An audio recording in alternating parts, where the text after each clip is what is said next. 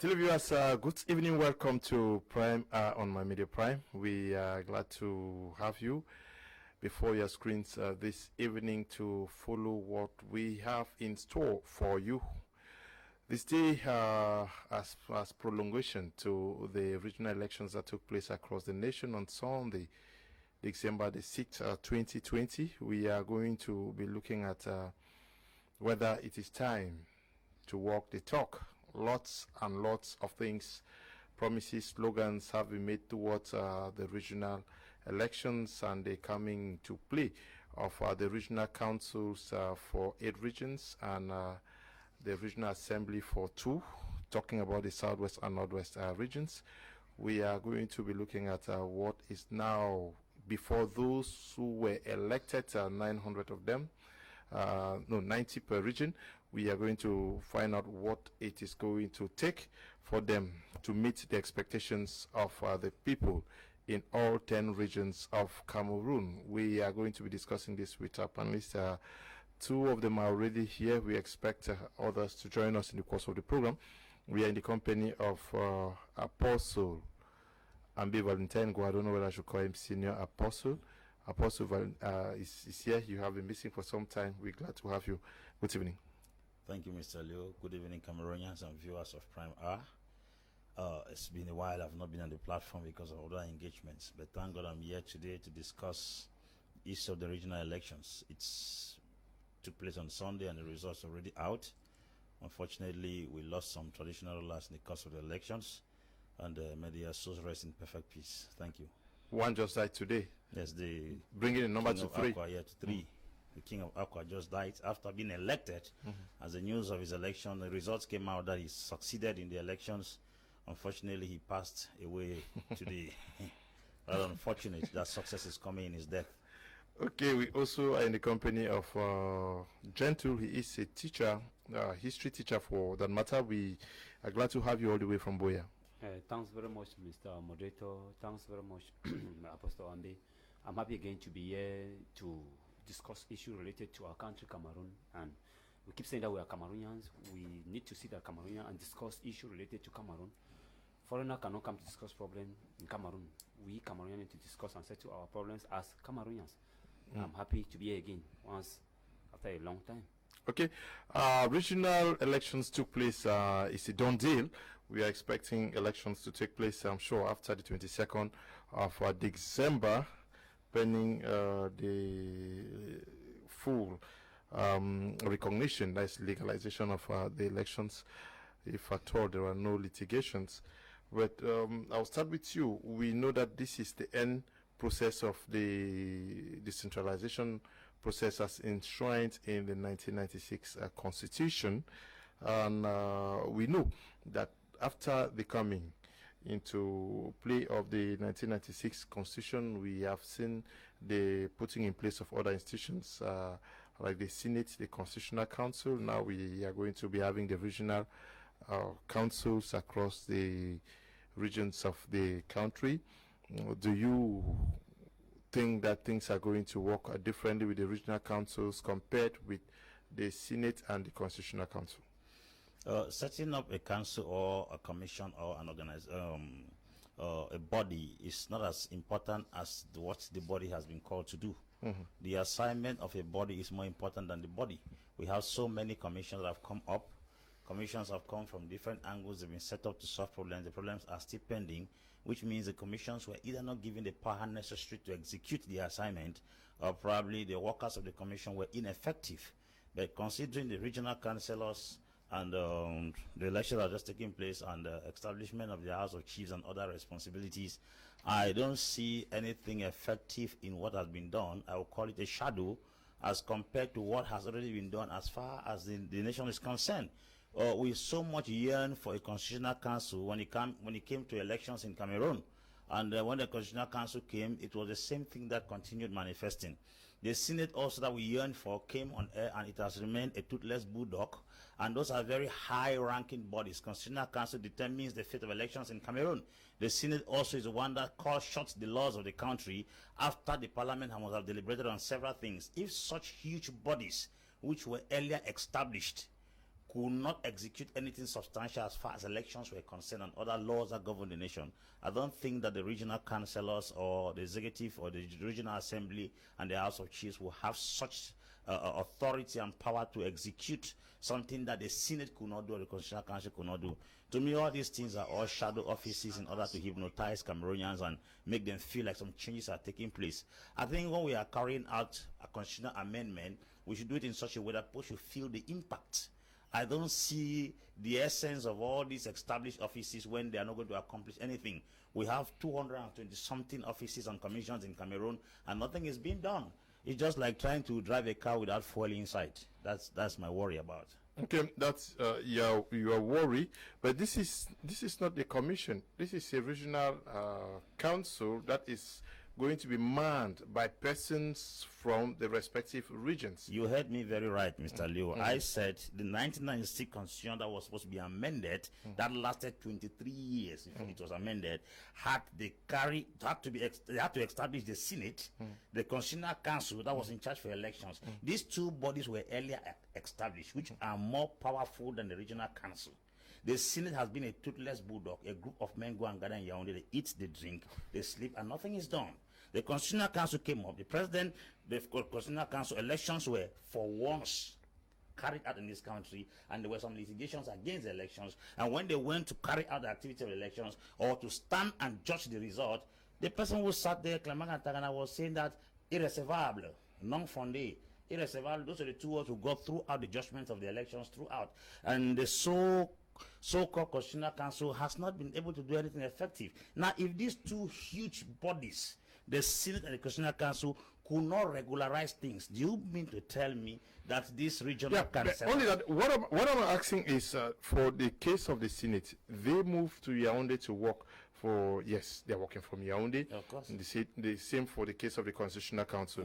But we are talking about regional councils and regional assemblies that are going to be manned by people from the respective regions that may... What are the rules that guide these particular offices? They are asking by their opinions. They don't have a say. They have an opinion to submit, which is either going to be accepted or rolled out, which means they are just there to propose ideas. A man that proposes does not call the shots. These constitutional or these regional councillors are just there to propose ideas. That's their function. They are like, how do I put it, children in a house, governed by a father. A child's decision in the house doesn't count. The child only proposes things to be done. Is the father has the final say. The power needed to be given to these people was supposed to be the one that they make decisions and conclude. But they are asked to give opinions. Okay, they are asked to give opinions. Gentle, will they need the fact that Cameroon is looking for every means possible to sort out the ongoing Anglophone crisis rocking the northwest and southwest regions? Is this not going to be an extra spur that will give them a spirit to want to do things differently? Mr. Leonard, I think before coming back to what you are asking me, I think I will again say that while we're talking about the regional election, you still go back as Mr. Ambe is talking related to Apostle Ambe. Apostle Ambe, sorry, is talking in related to we're talking about what was taken into consideration since January 1996. 18 January 1996, almost 2.5 decades today. That is almost 25 years that we're talking about regional councils. Coming back to issue of putting an end to ongoing crisis, I think that is something that people have been saying. I think this is the third election that's going on in Cameroon. But the election, the fact that the country is in search for a lasting solution, is that not going to be an extra spur, motivation for these elected councillors to want to see a solution from? Mr. Leonard, it depends on the powers on these elected personalities. It depends on the powers that they had, and it depends on whether they can take decision within themselves to satisfy or to yield to the demand of the people. Take note, as Apostle Ambe is saying, we should take note and put into account most of their power, although elected, they still have powers to submit or to listen to authorities. And Mr. Leonard, I think sometime on this very platform, we make it clear that with the way things are moving politically, at the end of the day, we see that most of these regional delegates or these elected representatives of these regions will have administrative clash with the regional governors and divisional officers, senior divisional officers, as the way things are moving. Because it will come a time whereby when they take decision, it might clash or contradict with governors, senior divisional officers or divisional officers. And that would be a lot. It would be a lot of administrative clash, because at the end of the day, it will not be that governors now will stand to say that I listen to Yaoundé, I'll take instruction directly from Yaoundé more than you, the elected individuals. But looking at it related to Anglophone crisis, if they had that powers, if they will yield that powers that they can listen and grant the demand of the individuals or the common man, I think there's no problem. But when it comes to a situation where they can take a decision and it clash with another administrative authorities, that's where there's a problem. And we are still coming back to say that there have been other elections, like presidential election, municipal and legislative election, and the crisis have started. The crisis continues, sorry. And if the crisis continues, we have been crying as we are talking about the regional elections that maybe it will put an end, as you earlier asked me, that it might put an end to this ongoing crisis. But we are now asking, on what perspective do we think it can put an end?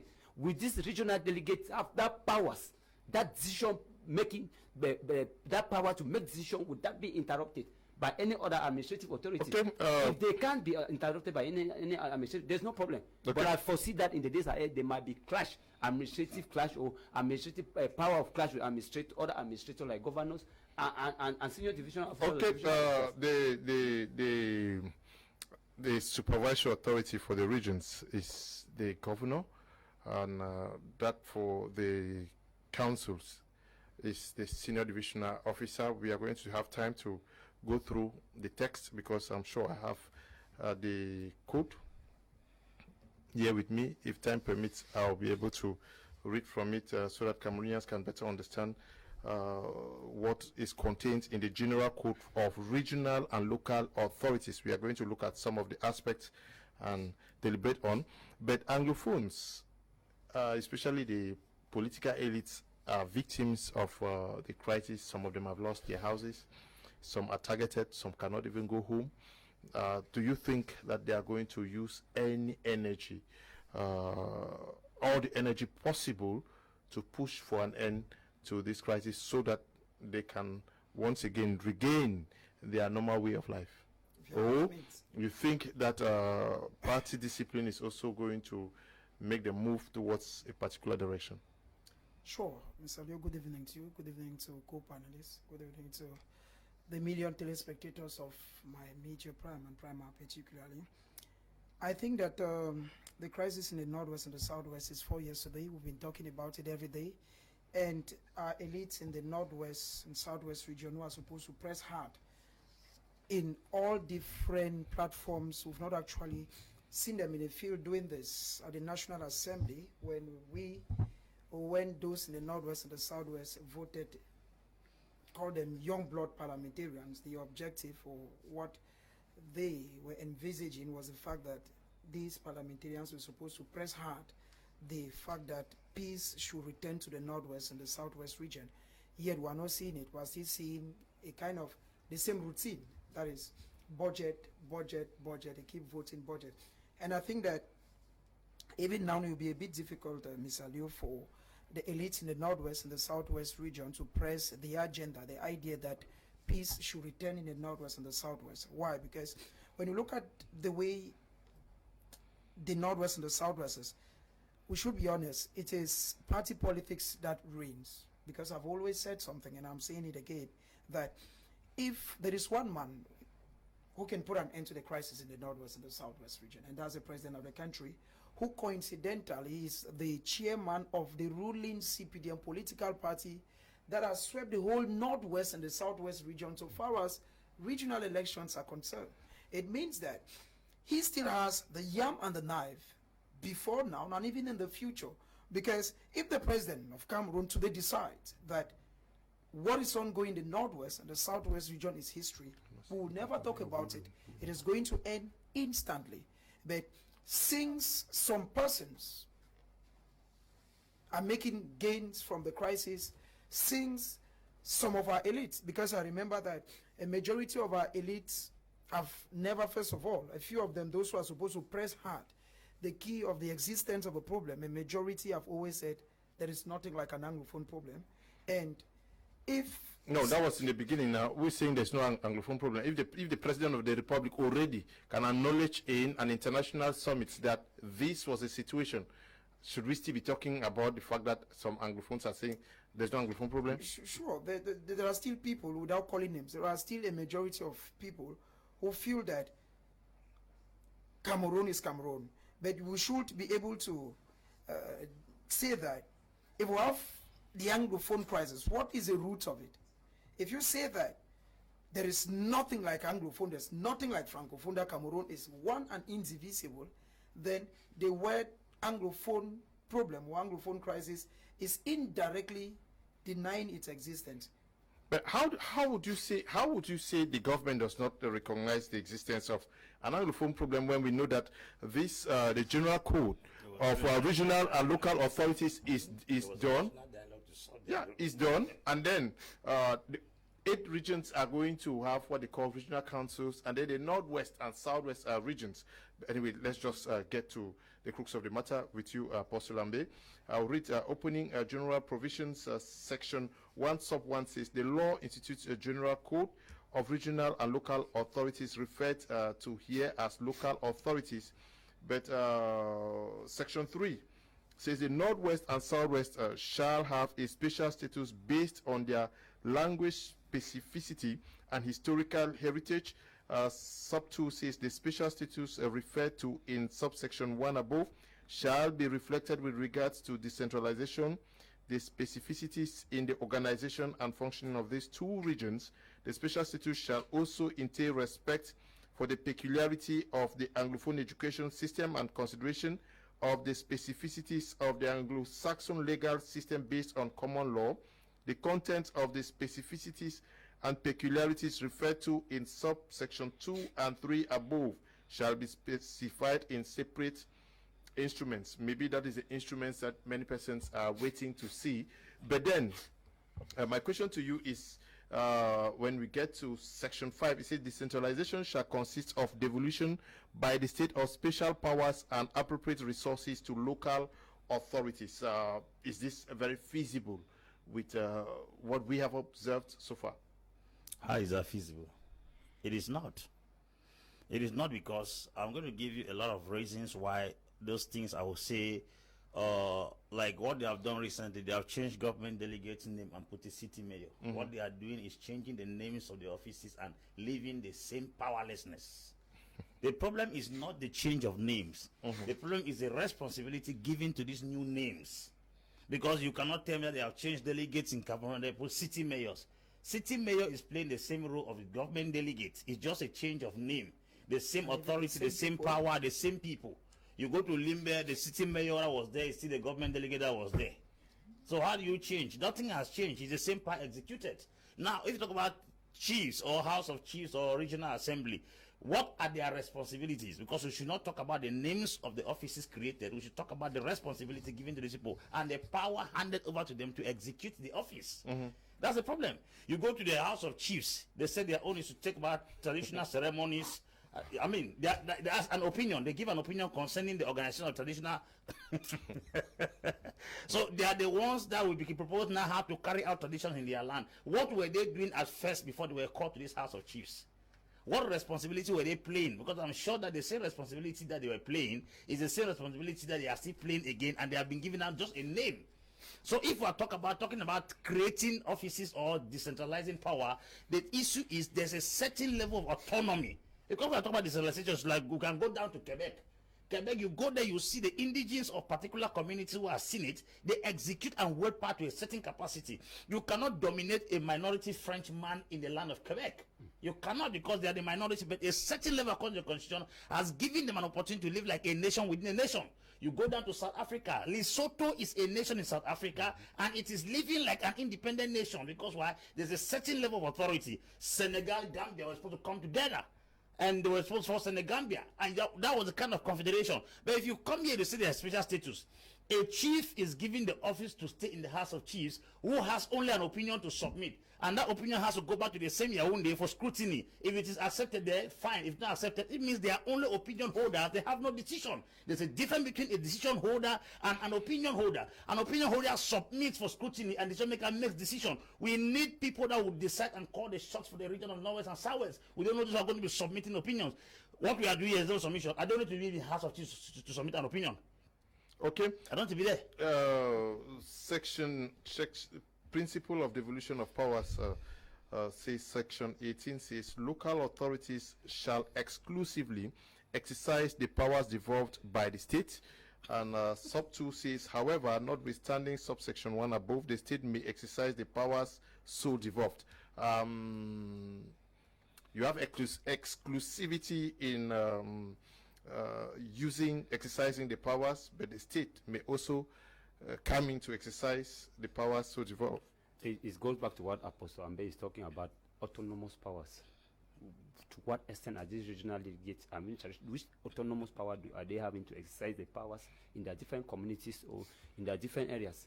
That's what we're talking here, Mr. Leonard. I think we should be clear here that even when you look at what happened on Sundays, there in some certain areas that the electorate who were involved in election, there in certain areas that it was not even possible for them to move freely and participate in this election. So we know that some of them were even transferring military posts. So it's really to show that what we're saying is it is really to show that what Northwest and Southwest really need pure autonomous powers. Mr. Leonard, we should not forget that there are some of these delegates that at the end of the day they will take very excellent decisions that for the benefit of the people in these communities. When you say the Northwest and Southwest, are you saying that the people of the littoral region don't need autonomous powers? Those of the South Center, do they not also need these powers? Normally they need autonomous powers. I'm talking again going to North and South because a common man in North and South are still waiting to know clearly in a layman's statement what is the special status. A common man in North and South, they are still waiting in a layman's statement, not too much political terms bring in. What is the meaning of a special status for a common man in North and Southwest? Because it's stated after the major national dialogue in October 2019. So what I was saying is that, Mr. Leonard, what this regional league need is because there are certain times that there are some decisions that they will take to the benefit of a common man, but it will clash with the administrative authorities. Yeah, but it says that local authorities shall exclusively exercise the powers devolved by the state. Is it not the place of these elected officials to take full? We should not forget that powers devolved by the state, and in those regions there are state representatives.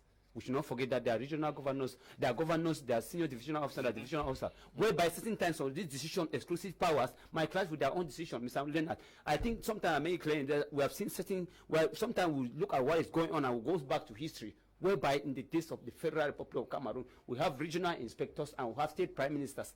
And there was certain time there were always clash of administrative powers between regional and federal inspectors appointed by the then President Amada Ejo and the Prime Minister of former West Cameroon. So what I'm saying is that we are not refusing, but the powers that they need to have this regional league, it should be powers that whatever decision they take, it should, because decision makers, not opinion holders. Decision maker, because there's time where we are going to see whereby some regional league will say yes, and then a certain state representative in this region will say no.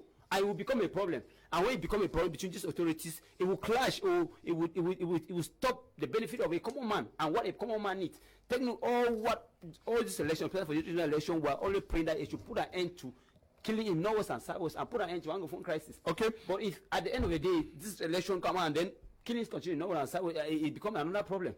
So that. Okay, I want us to look at part 5. I've gone very far with the code, general code. Yeah, part 5 talks about special status of the Northwest and Southwest region. Chapter 1, general provisions. The Northwest and Southwest regions shall have a special status in accordance with the provisions of Article 62 of the Constitution. The special status referred to in subsection 1 above shall confer on the Northwest and Southwest regions a specific organizational and operational regime based on the historical, social, and cultural values of these regions, with due respect for the primacy of the states and national unity and solidarity. What is wrong with this? It is, I think that because every day people say we don't understand special. What is not clear with it? Mr. Leo, everything there is good. I think that when they say they want to recognize the specificity of the Northwest and Southwest, you know, many a time I used to tell people certain things.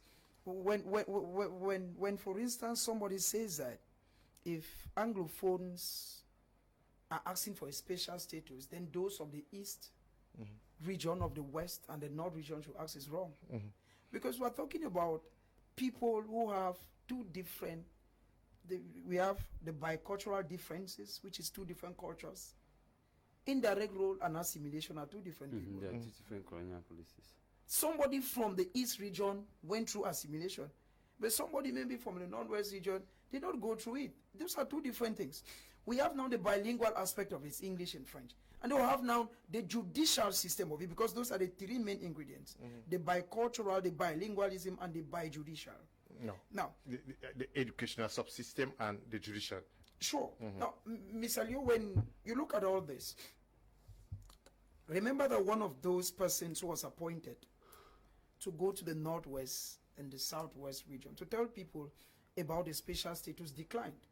I believe that person was very intelligent, that's Senator Kmer. He must have went through this document, just like my brother is saying.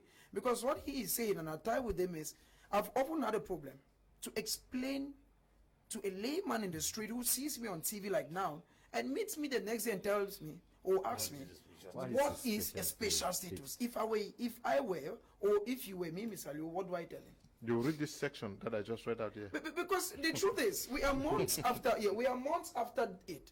First, look at something. When I was listening to the news today, we're going to have regional presidents because of these decentralizations. Now, on a very good day, will he be superior to the governor, or the governor is superior to him? Okay, I don't know whether we should. I did not want to get there, but I think that there are dispositions that can help us understand that it is found on page 6 of that code. It talks about control and supervision. I'm sure it's found on page 7 here. Control and supervision. Okay, I think page 15 actually clarifies that for our televiewers to understand. Control, okay, it talks about chapter 1, control and legality. Control powers. Under the authority of the President of the Republic, the minister in charge of local authorities and the representative of the states in the local authority shall exercise state control over local authorities and their establishments, which means that the minister and the representatives of the state at the respective levels are going to exercise control. Sub 2, that's section 73, sub 2 says, the control powers referred in subsection 1 above shall be exercised to the exclusion of any assessment of timeliness and subject to the cases provided in section 77 below. Okay, sub 3 says the governor appointed by decree of the President of the Republic shall be the representative of the state in the region. In this capacity, he shall be the representative of, he shall be responsible for national interest administrative control, ensuring compliance with the laws and regulations, as well as maintaining law and order. He shall, under the authority of the governor of the government, supervise and coordinate civil state services in the region. Simple. It's very short. It means that the governor still remains the paramount, irrespective of all those who have been voted as regional, even the House of Chiefs or everything. Now, a governor is appointed and another person is elected because the people feel that. Because decentralization, Mr. Liu, in a very simple term, means taking away power from the centralized, which is part of the powers. Parts of the power to the people. And the people here, that is why those, because if we got here, we did not start, this process started on the 9th of February 2020, where we were Cameroonians. We voted municipal councillors. Yes. Okay? Now, these municipal councillors, in turn, have voted the regional representatives. But now, if at the end of the day, everything that Cameroonians have done, all in a bid, to ensure that power comes to the common man, the authorities still have the rights to control. From what you read, it means they still supervise the day-to-day running. They need to ensure the respect of law and order, which means that even you as an elected mayor, the day you go astray, he ensures the respect of law and order, which means he can authorize that you should be kept somewhere. It means at the end of the day, we are only turning in the same circle, but we are changing appellations, and nothing is actually happening. Okay, sub 4 says he shall exercise the supervisory authority of the state over the region. So the governor is going to exercise the supervisory authority of the state over the region. Sub 5 says the senior divisional officer shall be the representative of the state in the council. In this capacity, he shall be responsible for national interest, ensuring compliance with the laws, the regulations, as well as maintaining law and order. So that is for as far as control is concerned. Can we get the reactions, expectations from some of the persons who live in Kumba this afternoon?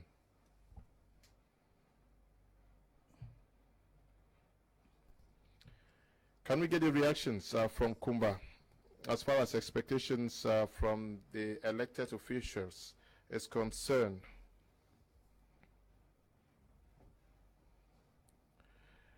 Okay,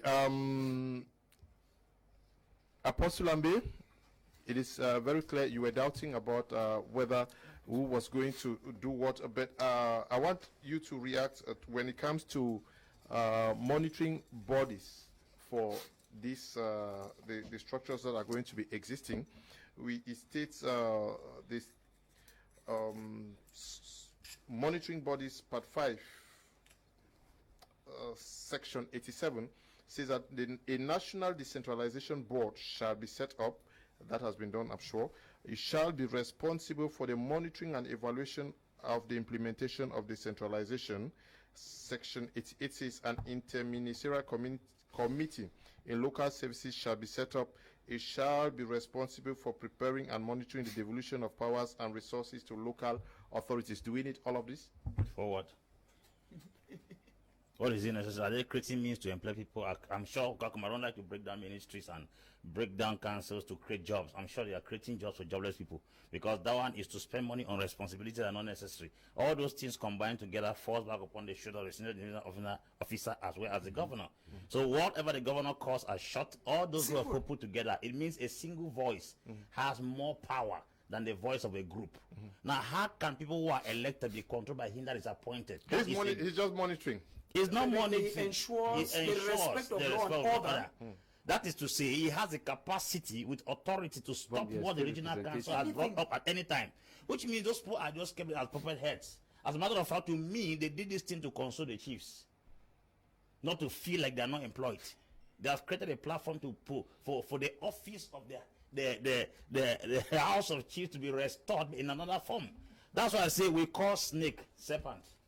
It is just another name, but the same personality. What we are calling regional representatives or House of Chiefs members are the same people who have just changed responsibility. It is not a matter of beating around the bush. The governor still has authority. Let's go back to some other nations before we can be able to ascertain some things. Because if we are talking about decentralization, is Cameroon the only decentralized country? You go to a place like Dakar, the Lord Mayor of Dakar has such powers. I mean, there are offices in Cameroon that I'm doubting where they created those offices from. SDO, DO, governor, they came from where? You go to some nations, you will hear that mayor. There's no school for them. Recently, Donald Trump filed petitions against elections to judges that he appointed in certain states. They rejected it in court. That's what called decentralization, where a president can give a lawsuit, file a lawsuit against the state or against elections, and then it is cancelled. But it can never happen here. If you look at the system, is this man's leg is on this man's neck. The man's leg is on the other person's neck. Then goes down, right down, down, down. That's not decentralization. So if we are talking about decentralization, I think this thing was just done to convince Anglophones and other Cameroonians that power has been decentralized.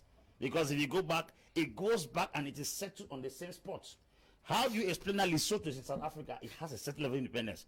Tigray is in Ethiopia. They conducted elections when the state had not declared elections. It will tell you some certain level of autonomy that they have. That's Tigray. Now, and even a minority tribe in Ethiopia. So if we are talking about decentralization, if they say they have given House of Chiefs or regional representatives, my problem is not the name.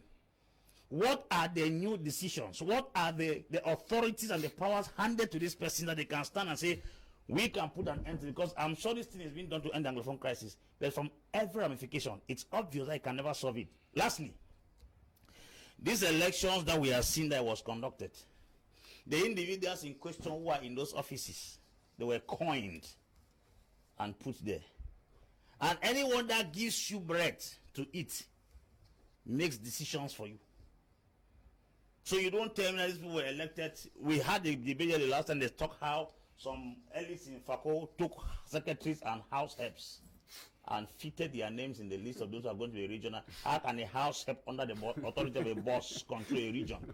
They have no say, because the boss that appointed the house girl is a boss, is a subject to another person, another subject to another person. So the subject goes up right to the top. Okay, we are going to be looking at these positions for special status. Section 329 says the Northwest and Southwest regions shall be administered freely by elected organs under the conditions laid down in this law. The organs of the Northwest and Southwest regions shall be the Regional Assembly, the Regional Executive Council, one Regional Assembly. The Regional Assembly shall be the deliberative organ in the Northwest and Southwest regions. It shall exercise all the powers devolved upon regional councils by the law in force. The Regional Assembly shall be composed of 90 regional councillors elected for 5-year term office, and it shall comprise two houses, the House of Divisional Representatives and the House of Chiefs. The House of Divisional Representatives shall comprise 70 members elected by municipal councillors of the region. But I want us to look at the powers that they have. The House of Divisional Representatives shall rule on all matters falling within the powers of the Regional Assembly. It shall comprise 5 committees. But I want us to look at what they are expected to do. The members of the House of Divisional Representatives and the House of Chiefs. But if the element from Kumba is ready, can we have it? Thank you very much for this very beautiful question. I think that the creation of the regional councils and the House of Chiefs, I pray, it's my prayer that it brings the much needed change. I pray that it enhances decentralization. I pray that it contributes to nation building, especially in the crisis hit regions, the Southwest and the Northwest. I think at this particular moment, every Cameroonian must have hope based on what the government has said vis-a-vis the regional council. We've looked at the way the elections have been conducted. Like someone said, let us give them a chance and see whether they'll be able to deliver the good and take Cameroon out of the current predicament. I think there is hope. Until man that there is hope, so I want to say that I have hope in the regional council, especially the House of Chiefs, which is now the focus of the most talk about issue of special status. Well, my expectations are very low and very negative, because the regional house is not going to deliver any goods, because the people were not voted by the people and they are not wanted by them. They have been imposed on the population, so they will not deliver any goods. People don't want them, and they don't need them. Okay, 3 reactions there from Kumba. We are going to be having more reactions, but I want to ask you, Gentle, these persons have been voted into office. They are expected to work within the powers given to them. You have seen that there is also going to be that supervisory authority over them. Is it not also a good working partnership between the regional councils across the nation and government officials for the case of the governor? No, Mr. Leonard, I think that is, for that we only say that it's an excellent initiative when they work together, they work hand in gloves. They need to work hand in gloves, because we wish to see in the days ahead that whenever a regional councillor take a particular decision, or a regional delegate take a particular decision for the benefit of the people, for the cry of the people, a governor or a senior divisional officer, for the sake of peace or for the sake of administrative understanding, collaborate with the regional delegate. because it is in a situation whereby a regional delegate take a particular decision for the benefit of the people, and then it become a clash or it become a problem with the government officials, whereby the government official will say that no, I'm here being appointed by the head of state, I'm the general overseer of this region, you have just been elected by the people, you don't have powers. That way there's a problem. But if they can work together for the betterment of the people, I think it will go a long way, even to help in maybe put an end to this ongoing crisis in Northwest and Southwest. But we Cameroonians and especially people of Northwest and Southwest wish that this elected representative for the people, for the cry of the people, to try and look at what the people need and try to send and try to look into the need of the people. We wish that they should understand or work hand in glove with the government officials. It should not be something that tomorrow an elected representative will be maybe locked up somewhere or be stopped from carrying out a function, maybe because his decision somehow influence or clash with the decision of the administrative or state representative in this region. That is where it will become, it will look out, and that's where it will stand on the way of peace that we're looking for in this country. So working together, these elected representatives, working together with the state representative like governors, senior divisional officers and divisional officers would be an excellent initiative. And that's why I'm still crying for by saying that in case of any administrative clash or whatever, they should behind doors work for the betterment of this region. Because if tomorrow we heard that somebody, because it's the paramount or the main man in this region, crush or put an end to a decision taken by elected representative because he feels that he is the final man in this region, and meanwhile the decision of the elected representative is for the benefit of the people, that's where we will become a problem. Because Mr. Leonard, since 2016, this is the third election that is going in this country, and all the election people, Cameroonians, were thinking that at the end of the election there is going to be peace in Northwest and Southwest. But this third one, we hope that the elected representatives to work for the benefit of the people. Even the chiefs themselves should work for the benefit of the people, so that at least we cannot jubilate or say that there's no more killing in Northwest and Southwest, because all this election we wish and we believe that decentralization. Mr. Leonard, I think I was somewhere, somebody said it is very clear that this is 25 years of decentralization, 25 years since 1996. And some political pundits are of the opinion that it has been speeded this recent time because of Anglophone crisis. If we speed it up, if we are speeding decentralization because of Anglophone crisis, and then if now we are putting it into practice, let it put an end to the Anglophone crisis. If we speed up decentralization for Anglophone crisis and we put it into practice and no end to Anglophone crisis and killing continue, mean that it's of no use. As Pastor Ambe is saying, waste of state resources, waste of people's taxpayers' money and all that, which we know. So we wish that this elected representative work hand in gloves with the state representative in this region for the betterment of the people, to grant the need of the people, so that at least we can again come back to surmise that there's an end to Anglophone crisis and killing has stopped in Northwest and Southwest. Okay. It says in Section 99 of the code says 2 or more regions may, on the initiative of their respective presidents, reach an understanding between themselves on matters of common regional interest included in their missions. The understanding shall be the subject of agreements authorized by respective boards, signed by their presidents, and approved by other of the minister in charge of local authorities. Matters of common interest shall be examined in meetings where each region is represented by a special committee set up for this purpose, comprising 3 members elected by secret ballot. The special committees shall constitute an administrative committee in charge of managing affairs. Is this not telling that in the months, days ahead, we may see twinning of some regions in Cameroon? Mr. Liu, when I actually listened to news today, I discovered that a majority of those that represented as potential candidates or those who are going to be regional presidents in all their CVs, all, with the exception of none, are either those who are still with the state or former persons who have held very heavy positions.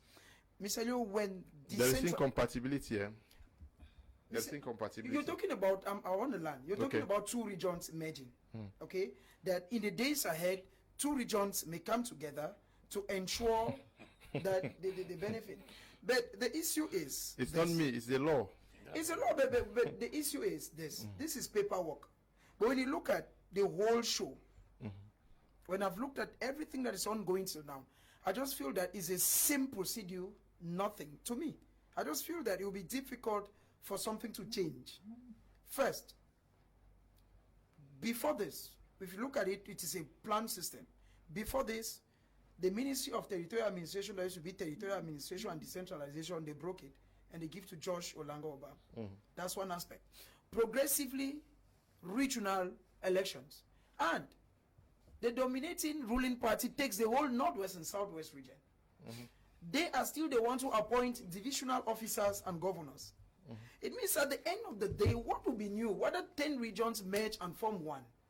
I just feel that, yes, Cameroonians, Mr. Leo, a majority, even me, when we heard about decentralization, what people were expecting, like me, but when I flip through the pages, when I look at the parameters that have been put in place and what is ongoing already, it will be a bit difficult, if not impossible, to actually say that something new will come out of it. Yeah, but when I talk of coming together, I don't know whether you see where I am coming from. Is there not a possibility that the council, the the Northwest Regional Council, may engage in a partnership with the guys of the West region and the guys of the Southwest and the Littoral region, coming to work together? Don't you see it like that? You know, once it was proposed that they want to reduce the number of regions, you know, Cameroon government doesn't come straight. They are very technical and cunning like a serpent. They are very creeping in nature. And they are creeping gradually and coming. They want to merge Southwest and Littoral and then merge Northwest and Western region as regions of this country to wipe out the idea of an existing Anglophone region in the country. Yeah, but it is the regions that may say, okay, this region may say, oh, we find lots of similarities between ourselves. Can we work together? Listen, Mr. Liu, when Yes. Cameroonians have outgrown the whims and caprices and the rigmaroling of politics in this country, the government should understand that Cameroonians have grown mentally and physically. Yes, the Bible says the child increased in stature and in wisdom. So we have grown in stature and wisdom. There is this creeping information that has been lingering around this nation of merging Southwest and Littoral as a nation, and then merging the Western region and Northwest as a region. Yeah, but the law gives the possibility now for yeah. Of course, how is it possible? It is 90% possible, because all those who are heading the regional councils in the Northwest and Southwest are members of the ruling party who have succumbed to the desires of the people of the ruling party. So it is like they have extended their emissaries to go and sit on those offices and execute an assignment that they were supposed to have executed ere long. Now, this regional councillor is a good platform through which they want to use in a nice and very cunning way to convince, because a regional councillor who has a capacity to vote bills, like somebody at the Senate, can still vote the idea, because the common has no say as far as this thing is concerned. He still has the idea to bring up this thing, they cast as a vote, then they merge Western province and Northwest province, then they merge Littoral and South province, then the idea of an existing Anglophone region disappears into the atmosphere. It's a nice and cunning way to solve the problem, but it will be stupidity of the highest magnitude if the chiefs and all the elites of the English-speaking region succumb to such I mean, dilapidating idea, because it will disappear their identity. It will wipe out the existence of that particular region of the country. Let it not be. We are not praying for that, but they say once bitten, twice shy. The errors of the fathers should not be repeated by the children. That's a wise saying. I rest my case there. Okay. Good evening to you in the studio. Thanks for the topic. My problem is that this is not the first of all the representatives of the people. It was the military that voted these individuals and not the people. And again, it's my first time to see chiefs voting in order to rule. I think that the government is just spoiling the whole thing. This cannot end the crisis we have. I'm Gong Cornelius, writing from Mamfe. Good evening to you, Cornelius. Good evening, Mr. Leo. Concerning the elections, even the councillors and chiefs don't understand what the so-called regional election is all about. Their interest is the envelopes they expect after the elections. Most of them have been imposed. There are communities where the people don't even know who their councillors are because elections never took place. Greetings to all in the studio. Spokes is writing from China. Good evening to you, Spokes. Good evening. What I know, Mr. Leo, please, good evening. Let them know that the English speaking cannot be fooled. I know them too well. For our Papa God is always there for us. Let's have the fear of God. He is watching. Ceci is writing from Limbe. Good evening, Mr. Leo. I think that these regional elections is just to give an impression to the masses that they are being ruled by themselves, while all of those elected are CPDM members who by the CPDM ideology, which only accept decisions from Yaoundé. I'm Edwin, writing from Kongsamba. Good evening to you, Edwin. Good evening to you in the studio. I'm pretty sure of the same names of those voted. Chiefs are changed to okay. Terence is writing from Mutengene. Good evening to you, Terence. Good evening to all. I think it's very normal for the governor to be boss of everything in the region. The actual problem is that the governors are not or will not be elected. So our cry should be that governors should be elected so that if he don't work for the interests of the population, he can be voted out thereafter. Mondi is writing from Limbe. Good evening to you, Mondi. Good evening, Mr. Liu, and to the co-panelists, Apostle Ambi. Happy to see you back. It has been long, Mr. Liu. They just went to bring back position of government delegates. Esther is writing from Yaoundé. Esther from Kumba says, good evening, Mr. Liu, and to all in the studio. Special greetings to Apostle Ambi. Apostle, they are greeting you. Now, why do many people still think that it is make-believe? How do the councillors actually live up to their expectations? How can they convince people that this is real? I think there's a situation in Cameroon whereby many Cameroonians keep saying that most of the things in Cameroon remain more on paper than in practice. Yes, we think that these elected councillors, I think they can only win or convince Cameroonians to believe in what they are doing or believe in this regional election by putting it into practice. Putting into practice in that they should be able to listen to the cry of the people. They should be able to listen to what a common man wants and put it into a practice. If the common man needs that, a common man wants schools, they should be able to see how they can provide schools in villages or their different localities. If a common one that roads should be constructed, they should be able to see how they can provide road construction in their different localities. If a common one want that a market should be constructed for the benefit of the people in the localities, they should be able to that is the only way, because while we are talking about this regional election, we say that almost 2.5 decades, that is 25 years, we are talking about decentralization. Now is the time for put into practice on the ground, and not again about stories or on papers that we're talking here. So these regional delegates, even rulers, traditional rulers have been elected. They will not about talking that you will not boast in front of people that I'm a region have been appointed. No, Cameroonians are tired of personalities, or Cameroonians are tired of status of people. People will only win. You only win the interest of the people, or people will only convince to listen to you if in a given locality in your village people have been crying for a market and you become a regional delegate and you provide the market. People have been crying for a particular school and you provided the school. Or people have been crying that a particular road or a bridge should be constructed and you provided it. I think that's the best. But if you come in as a regional delegate and you maintain your name and boast of traveling to Yaoundé and other areas or meeting with other personalities, it will not go. And the problem will remain the same.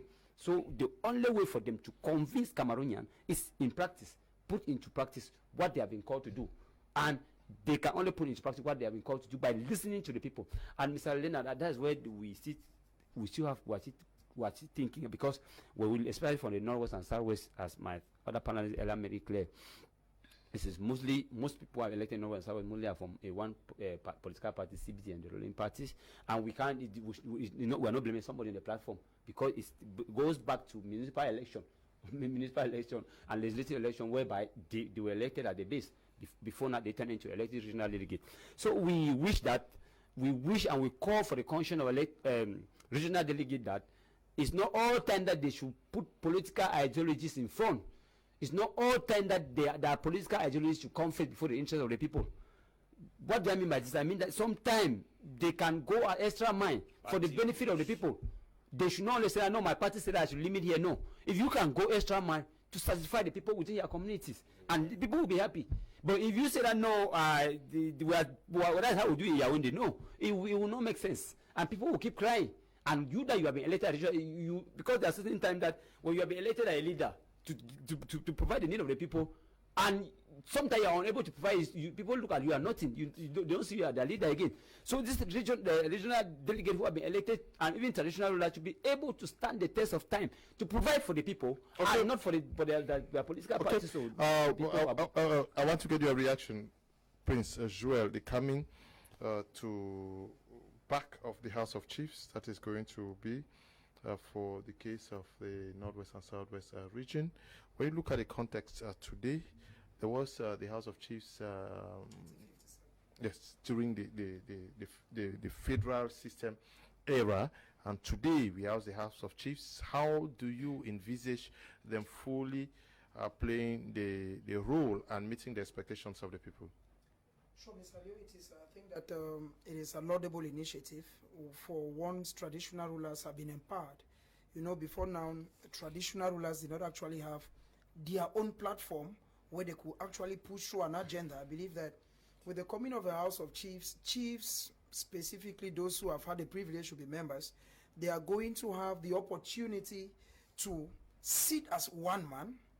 Because first of all, it's very true that a majority of our traditional rulers today, some are into more of politicians than custodian of tradition. But those who are there, I believe that they are going to think more of their people. Because a mayor, a DO, an SO, a governor comes to meet a traditional ruler. It means that the traditional ruler is the person who knows the needs of his people. Now, with the institute, because they are there. But is that the role that we are called to play? Not the role. They now have a House of Chiefs. The House of Chiefs is going to be a platform where the 20-man delegation, where that will take part, they are supposed to push through an agenda. When I talk of push through an agenda, what I'm saying here is that they can sit as one man, put their minds together, and if there is something, they can know how to channel it to the powers that be. But before now, something like what? When I talk of something, I'm looking at development. Because I'm looking at development. I'm looking at the day-to-day troubles of the people. Okay. It means that they can, as a house, make a proposal that, okay, we think that this is what this should be the priority area. Because traditional rulers, Mr. Liu, when you look at even back in the days of the colonialists, traditional rulers, especially under the British rule, had always had a very strong role, a very strong part to play. And they are bringing them back to that. I just feel that it's empowering them. But what we are afraid of is that they should not be limited between party lines, because these people were voted under the guise of political parties. No, the chiefs were voted by their peers. But let me let me read it. Section 336 says the House of Chiefs shall comprise 20 members from among traditional rulers elected in accordance with the laws in force. Section 337 sub 1 says the House of Chiefs shall rule on all matters falling within the powers of the regional assembly, but sub 2 says it shall give its opinion on the following issues: the status of the traditional chiefdom, the management and conservation of historical sites, monuments and vestiges, the organization of cultural and traditional events in the region, and the collection and translation of elements of oral tradition. How does what is expected, or the powers that are given to them, how does what Prince said apply to this? Is that not the responsibility of a class prefect in a school who has a principal? That's the responsibility of a class prefect in a school that has a principal. He writes the name of noisemakers in the class. He writes those who come late. They are operating within their chiefdoms and fondom, the status of a particular chieftains. I don't know what they are saying, and it's opinion. No? Yes. The head boy does not even have the right to even decide who make noise. He has to propose that this person made noise. That's the function of a class prefect. The teacher at his disposition decides who to punish who to punish, you know, the punish. So that thing is just the activity. That's the perfect script description of a house, a senior prefect in the school of a principal. Secondly, for people who practice assimilation and prestation, to begin to engage a principle introduced by those who practice indirect rule, they don't know the content of it. In Nigeria, when the British ruled, they got in touch with the local in the Benin through the Obas, in Yoruba land with the Onis, in the north through the Sultans. That was the authority that the chiefs had. They were the ones that dealt with the white people on behalf of their people. And a chief that has a heart for his people will always make laws that govern. But these ones are already, first of all, politically bought. Secondly, they are operating under a political party. Indirect rule was not having any political party in question. Sure. That means the chief was somehow autonomous to a certain extent. But when you are under party rules and guidance, you don't have any autonomy. The chiefs were not voted. It's like you sold your right by joining a party and obey rules of engagement. Chiefs kept tradition and the customs. They did not keep rules of a political party. We have traditional rulers who are wearing the regalia of traditional ruler, but they are keeping the role of political party, not customs and traditions. So it tells you very clearly that they sit there, they will only be operating by party rules. A chief that engages himself into any political parties loses the essence of his custom, his basic right as a traditional ruler, and begins to operate according to the norms of the political party. Such a chief does not have such autonomy again. That's the reason you see people like the Sultan of Sokoto, Amadou Bello, could stand up in those days for those of the north. He stood up. You go to the place like Obafemi Awolowo. Obafemi was a chief in the Yoruba land. He stood up. Those are the people. It was chiefs that gathered together and gave Nigeria independence. Chiefs. Because why? The chiefs had a certain level of independence. Sultan of Sokoto, Obafemi Awolowo, the Yoruba land, Tinandi Azikiwe of the Igbo land. These guys were chiefs. Chiefs that had certain level of authority. Our own chiefs are not independent in the first place. They are into a political system. How can a chief be voted as a CPD and councillor? Automatically, it's an injunction to his office and his personality as a traditional ruler. He was supposed to be appointed to the House of Chiefs, not voted through a political party. No, they are not voted through a political party. They were voted by their peers. They were voted by other chiefs. By other chiefs. Yes. Okay, into the office where they occupy. Yes. How can a chief be voted? That is where the problem is. No, but they needed 20 per region. How do you select the 20? How do you select? Yes. We have first class, second class, and third class chiefs in Cameroon. And it is very certain that in every region or in every community, there's a first class chief amongst all those chiefs. The first class chiefs are supposed to be serving those responsibilities. Okay, the House of Chiefs. Mr. Len, I will again highlight on that. What you have read about concern the function of these chiefs is a bit different when we want to look historically at the function of the chiefs in the days of the House of Chiefs. Yeah, House of Chiefs. They was created in 1957 and closed in 1972, when the then president said that there is no finance to run or keep the social institution. So their own function as compared to what is here is a bit different, because the reason why under the then British or West Cameroon, as part of Nigeria, British into the issue of House of Chiefs was because of the policy of indirect rule. And the chiefs are standing chiefs in that then, like they were native authorities. They were called native authorities. We have the native authority Manga William of the then Victoria, President to the Limbe, and then Endele Oboya, Mukete, and others. They were called native authorities. But their function were more vibrant and very powerful as compared to this, because economically they collected taxes. Economically they constructed roads. They had budget that they can run control roads in their communities. Economically, they recruit laborers that they do this construction of the road. And then socially, they run native authority health centers. Socially, they run native authorities schools, primary schools. And they had a budget that they can manage primary schools, and they recruit their own teachers. even to promote the vernacular and dialect. This authority were, and then politically, the then in the then British Southern Cameroon, even West Cameroon, the chief represent in those days. He was the chief that represented British Southern Cameroon when he was part of Nigeria. Yes. The first who was appointed in March 1942 was called Manga William of Victoria, and later Galiga, the second of Bali. So they have very function. There are people who represent the territory. Imagine in those days. So when you want to look at the function of the chiefs then and what is written on this document, it is a bit different because they are purely pushed for cultural or socio-cultural activities. The powers organize cultural events. Yes, yes. Cultural event. Unlike before when chiefs have, we have vibrant and Mr. Leonard, it is very even on the irony that not saying we are not saying that in those days they were not educated early there. They were very powerful educated early. Yes. But the British put them aside. And they was a doctor. But excellent. The British put them aside and used these chiefs, some of them who were even illiterate. But they had budget that they collected taxes and used budget to carry out social and economic activities that it was very powerful. But I think we wish that these chiefs who are being elected to have such powers, not only for socio-cultural activities. No, but this is the law. They cannot act beyond the law. They are also the auxiliaries of the administration, or they cannot also disrespect the law. But when you look at this, what value is given to our chiefs? Because these decisions, I'm sure, are taken by politicians. Of course. Mm-hmm.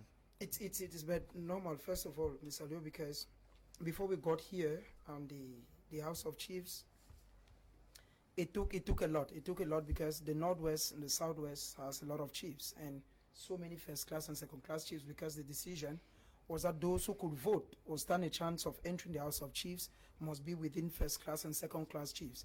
Now, when you look at first class, second class chiefs, and you need to remove just 20 amongst them, the first question you ask yourself is, what criterion will be used? How do you decide, for instance, that Fon Galiga, who is a first class, and Fon Galiga of Bali, and Anglophone, the third, of Mankon, who is a first class, or maybe Mukete, the Mukete's family in Kumba, which is first class. Now, when you look at all this, what criterion do you use to decipher who becomes a member of the House of Chiefs, given that first they are all chiefs? That's the first aspect. And according to the Constitution, or what was said during the elections, was that for you to vote, you must be either a first class and a second class chief. That's the first card, which means if you're a third class chief, though a chief, you are already sidelined from the game. And secondly, even after you voted, it is now within a certain part to decide who becomes a member of the House of Chiefs. I believe that Apostle Ambe just summarized the whole thing. The chiefs who are coming now, Mr. Leo, are coming in to play the role of moral politicians. I'm saying so because a majority of those who were first of all confirmed to run for the elections had the backings of political godfathers. Excellent. Because without which it would have created issues. There are things that we may not come on air and call names or call persons, but we know very well that the few who went through succeeded, first of all, to win in their different jurisdictions, had backings from certain personalities. That's the first aspect. And the second aspect is, now, how do they become to form the House of Chiefs to be members? You also need the backing of another person. But now, when we look at the role that chiefs used to play in the days of indirect rule, remember that in the British indirect rule, when the British came to areas where they felt that the community was not too strong, that is what they call warrant chiefs. Yeah, warrant chiefs. It means they look for somebody who was influential. Yeah. And your influence came from two aspects. Either you're academically sound or you're financially viable. And now they brought the group of persons together and they say, okay, Mr. Leonard, you are the chief of these people. And one of the reasons why, when you look at development-wise, British Southern Cameroons had more advances because the chiefs were in charge of most of their countries, of their areas. It means that they put people to collect taxes, and anything that came in was for their development. I want to believe, Mr. Leo, that if House of Chiefs came back, which is like borrowing what had existed, then I think the chiefs should also have the same power. Because when you borrow, because what we have today is looking back in history. Now, if you take the same chiefs and you want to empower them with what's called House of Chiefs, then we should have the same chiefs who are as powerful as their predecessor. Remember what the role that chiefs played even during during the plebiscite. We should remember that we had people who have entered history, like Fonachiri Mbi of Bafut. He made a very statement. It is existing. Look at the role traditional rulers played. Traditional rulers in those days were those who stood. Because now, my question, Apostle, is that many people, especially in the Southwest and Northwest, were looking up to a very pivotal role that was going to be played by the House of Chiefs. The coming, Sure. Yeah. But when you look at the House of Chiefs today and the Anglophone problem, the expectations, the value you place on something determines the virtue that flows out of it. One of the things that we have as a concern is that the House of Chiefs in our present day Northwest and Southwest has been rubbished as concerns to the value that was given to chiefs in those days. We are in the days where chiefs greet you and toast your hand, things that did not exist in the past. We're in the days where chiefs, you will bow to the Mamenda. When they enter Yaoundé, they will toast people's hand, because as soon as they change region, the virtue of their custom is misplaced. When that dignity has been taken away, he has a title as a chief, but the aura is no longer there. He does not have that authority and dominion that chiefs used to have in those days. And because that authority has been lost, it makes them become very vulnerable. A society whereby we can no longer feed our funds. Our funds depend on political stipends to survive. A society who can no longer defend the integrity of our customs and tradition. A time where a chief will be bowed before his people in Bamenda, and he goes to Yaoundé and is greeting a politician by the hand because he feels like if he doesn't greet that way, they will not find him a position up there. We're in a time where chiefs are being flown in armor car and armor helicopters to go and vote in their own village. When did it start happening in the Northwest that a chief that people prostrate on the floor to greet has been reduced to a level whereby he has to be guarded and secured to vote in his own homeland? A time that we used to grow in those when chiefs are coming at everybody prostrate. That value, that dignity, that respect has been taken away. Because why? When politics creeps into customs and tradition, even the very values of that tradition loses their potency. That is what we have to start by restoring back in the Northwest and Southwest. We no longer have the chiefs we used to have. That's the reason the power is no longer there. In those days, we were told that there was a time President Ayijo traveled to Northwest. He was going to Seoul. And he went to call for the son of that photograph is circulating on Facebook. He went to call for the son of Seoul. They phone to him that come to my palace. The palace don't move. And the president went there. Palace doesn't move. He moved to the palace. But today, it's not the same. Why? Because tradition has been modernized, trampled upon the floor, misused, and dragged to a place of no credence. We have to go back and restore such virtues before those chiefs will have the authority needed. We are in the days whereby I was told that in those days, when the Oba of Benin speaks and the president speaks in Nigeria, people will follow what Oba has said. Oba for me, I will in those days, we hit his hand on the floor and no Yoroma will go out. People cried for their chiefs more than the head of state. Or in the days whereby chiefs are taking cover under head of state, why head of state is supposed to be taking cover under chiefs in those days? Something is wrong with the customs and the values of our people. That must be restored if the chiefs must be given their position again. Okay. Now, the chiefs shall be given its opinion. Okay, they shall be given opinions on the following issues: the status of the traditional chiefdom, the management and conservation of historical sites, monuments and vestiges, the organization of cultural, traditional events, festivals. this is terrible. As a high school prefect. The collection and translation of elements of oral tradition. How do we even understand that they are only giving their opinions? What is going to change? That's the bone of contention, Mr. Lena. I think, as I earlier said, looking at the function, because what have been allocated to the funds or the chiefs on this document is purely.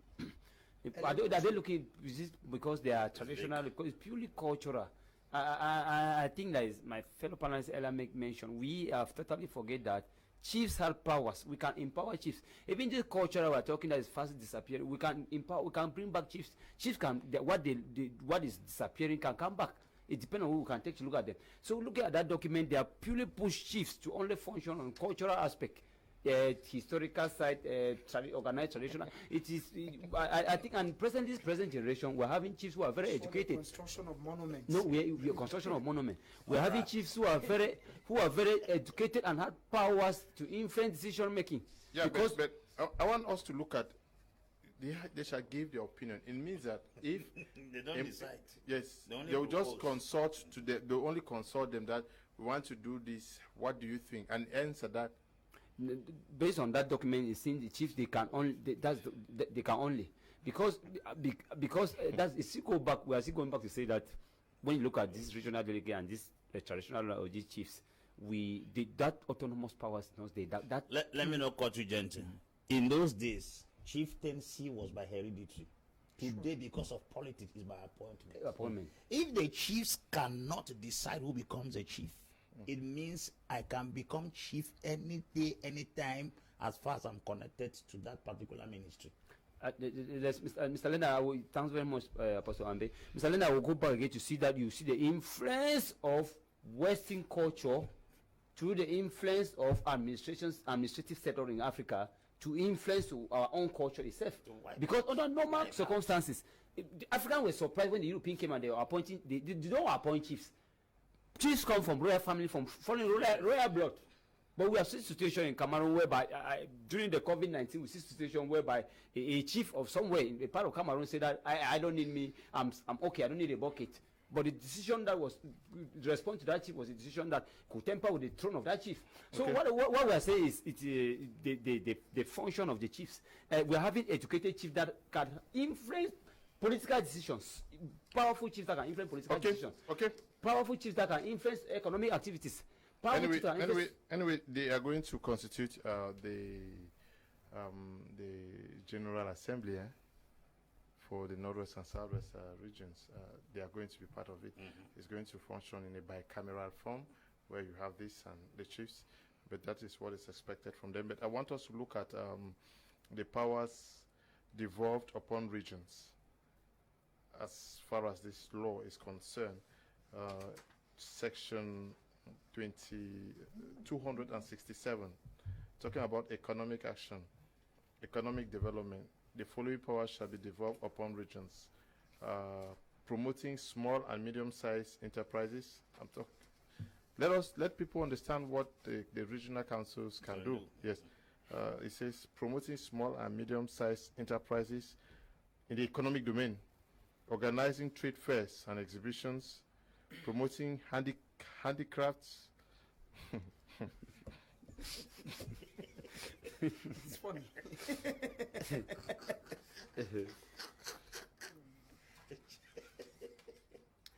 Bye. For the experience.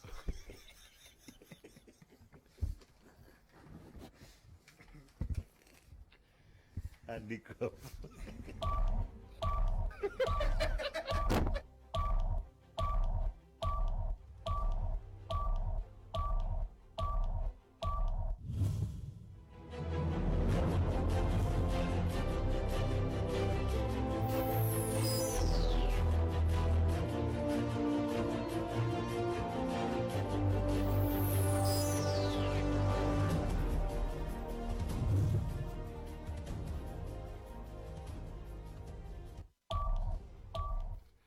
Okay, sorry for that.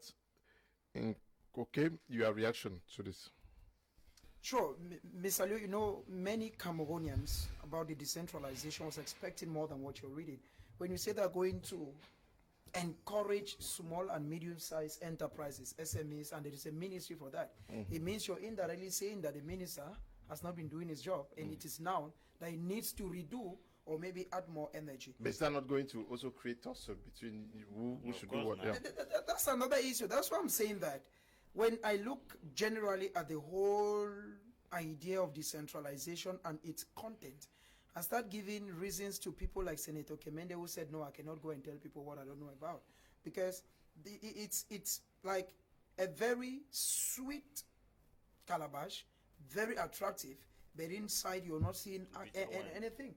Because, Mr. Leo, you have so many documents and you're taking the pains to read for our televiewers to understand actually what are some of the contents of these things. Some of us we did not actually take time to go through, which you're actually going through. But when you look at the whole large document, it's so many pages, and when you're reading it, there is absolutely no area where you can say, okay, I'm going to utilize this area because actually it really affects me as a person. When you, for instance, the area you're talking about, traditional rulers who have to ensure that monument, it's like reiterating somebody what the person has already been doing. Traditional rulers, some of us, I come from a royal home. Traditional rulers are those people that we don't joke with. No. Don't get away. I'm saying that the regional councils, this is what. Yes, because you were talking about powers. This is what their powers is, that they will promote agricultural, pastoral, fishery activities. They will encourage the creation of regional groupings and economic operators, supporting income generating and job creating micro projects, promoting tourism. What is new in all this? Tourism has been existing for years. Small and medium-sized enterprises have been existing for years. Now, what is new? What are they coming to promote? Is it that a budget, for me to understand you well, Mr. Leo, is it that a budget will be allocated? Yes, to these councils? Each regional council is going to have a budget. You are still, like Apostle Ambe said before now, it is still another form of employment. It means some few persons have still been employed under the ministry. Under the ministry, and when this money comes in, as usual, they are going to use it for their own gains. Because regions have regional delegate of tourism and others. They have just created a platform to appease. It's a platform created to appease some angry folks by giving them jobs at the expense of the innocent masses. Okay, let me just go through in the environment domain. They promote handicraft, so that's one of the things also we want to talk about. So I don't know how they are going to be helping handicrafts, and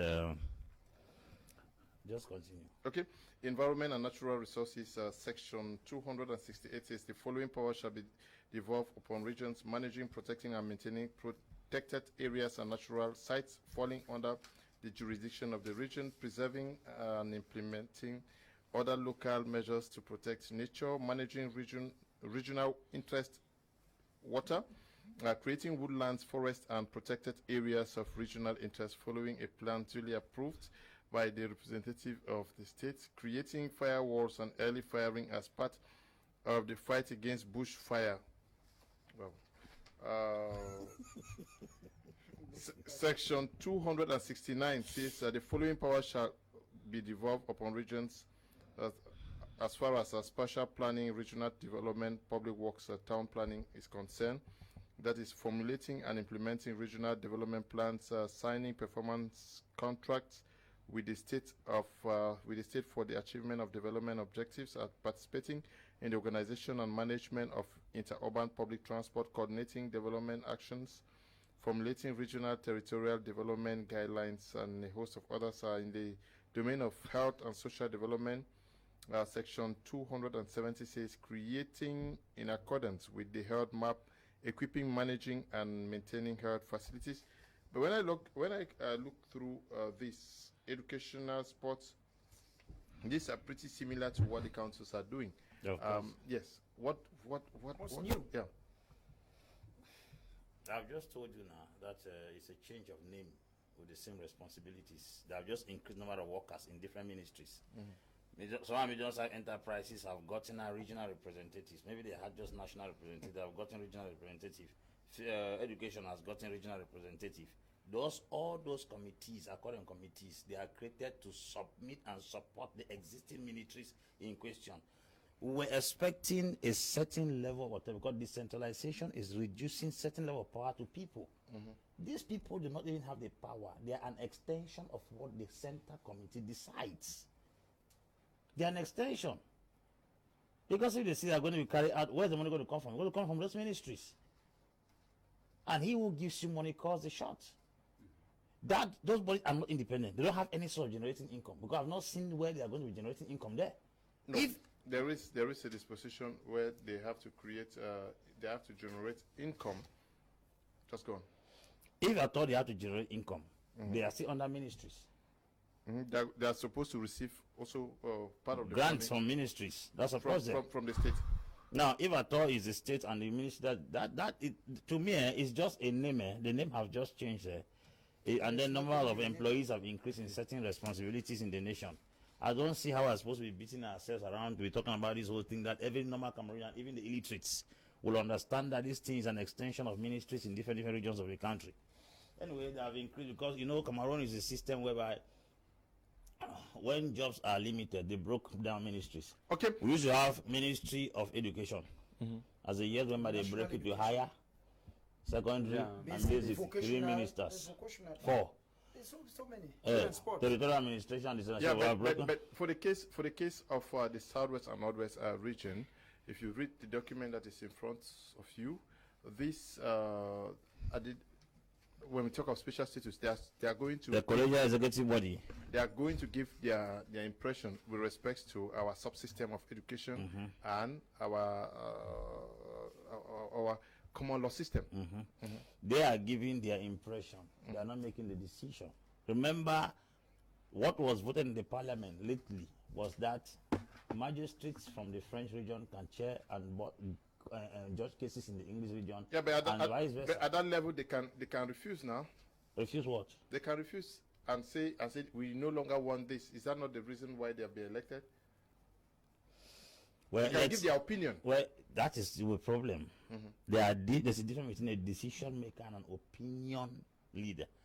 What we are doing here on this platform is not different from what those people are going to be doing. What I'm doing, I'm giving an opinion here.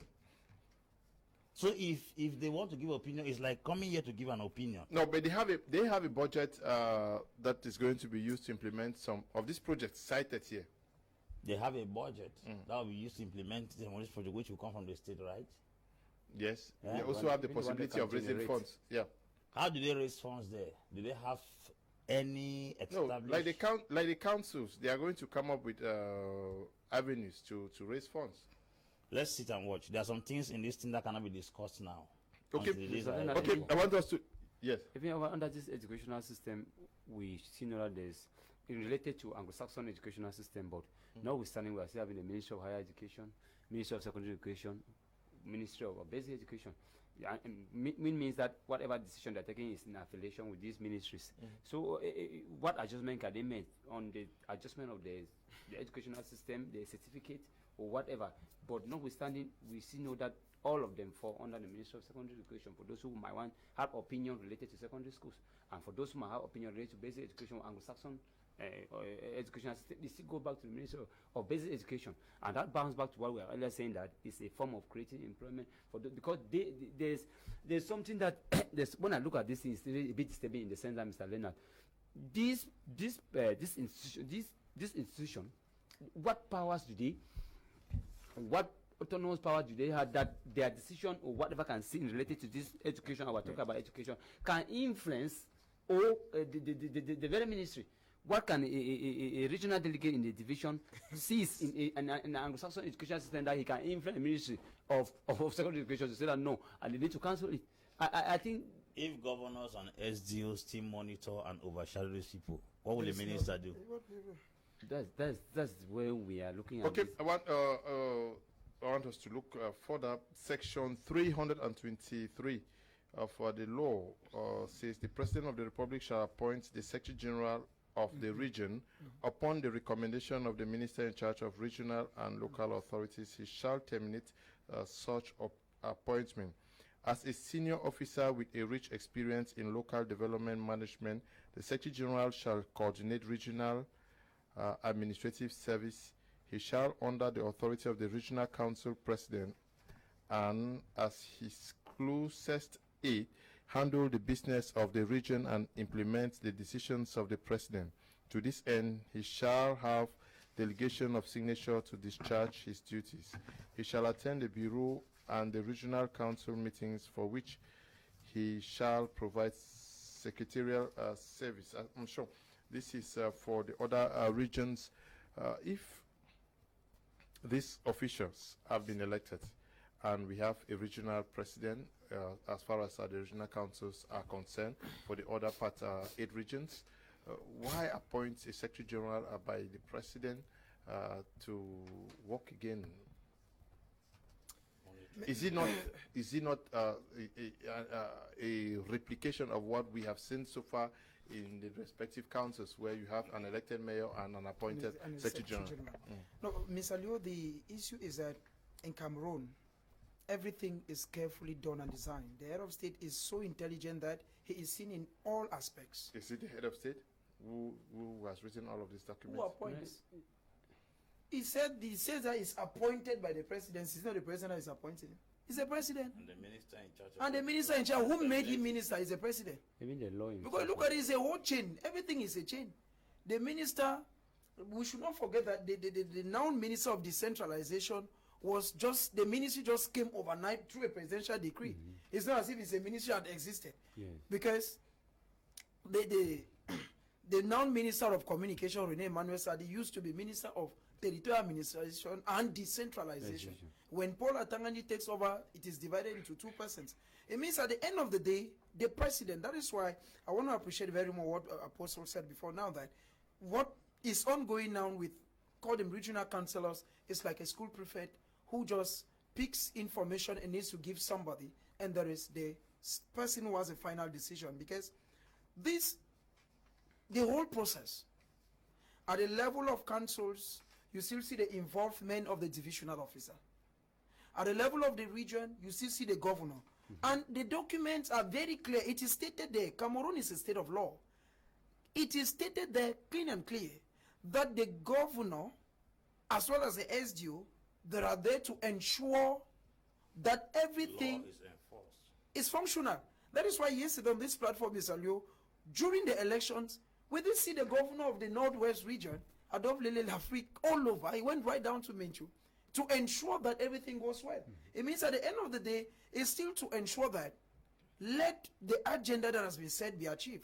To me, Mr. Leo, the topic of this decentralization is just something that has been brought upon to divert attention. Because at times, when people over-concentrate on one thing, let it be at least the president will say, okay, you people were asking that you want decentralization, this is it, you actually voted, and it's a new page. But now when you talk of a new page, what is actually new? We shall still come here some other time and still be talking about the fact that the local councillors who are supposed to manage the day-to-day affairs of the people have their hands tied, because there is either a divisional officer, an SDO, or a governor who still comes in to intervene.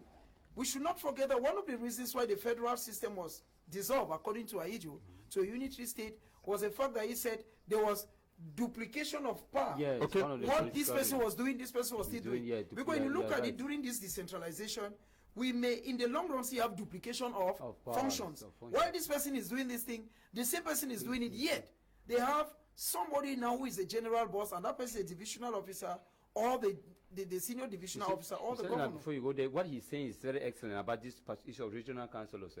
Because we're having municipal council, regional delegate, we're having the member of parliament. Because one of the political reasons I just decided that the Federal Republic of Cameroon should be closed in 1970. Because it was too costly. It was to reduce duplication of function, whereby federal ministers and state ministers are performing the same function.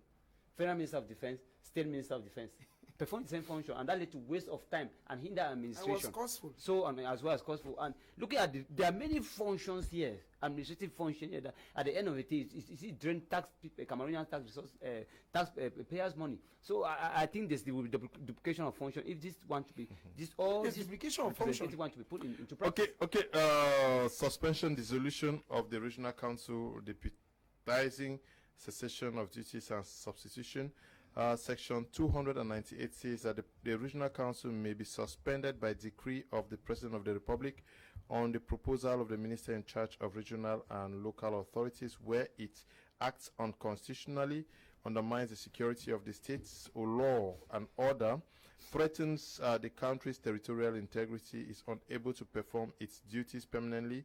The suspension referred to under subsection 1 above may not exceed 2 months. Suspension may be preceded by formal notice served to the council concerned by the minister in charge of regional and local authorities to say that the regional councils could be suspended or dissolved. Is it not the dismantleable tent? When a missionary goes to a particular event, doesn't build a house, he builds a tent and dismantle any tent. That thing is a mounted tent. It can be dismantled at any time. It's to tell that it's not a structure. It's a makeshift something that can be dismantled at any time. If the president can get up in the morning and dismantle a regional council, what's the council doing there? What's the function of the council? The council is not, it's of no essence. Because if you are telling me that you are giving me such authority, you are establishing me here, and then you can get up one morning and just say, to the minister, oh, this council is dissolved, and it cannot exceed 2 months when they dissolve it. It means within the 2 months time, they will select people that can listen to them, because the people are there are not listening to them.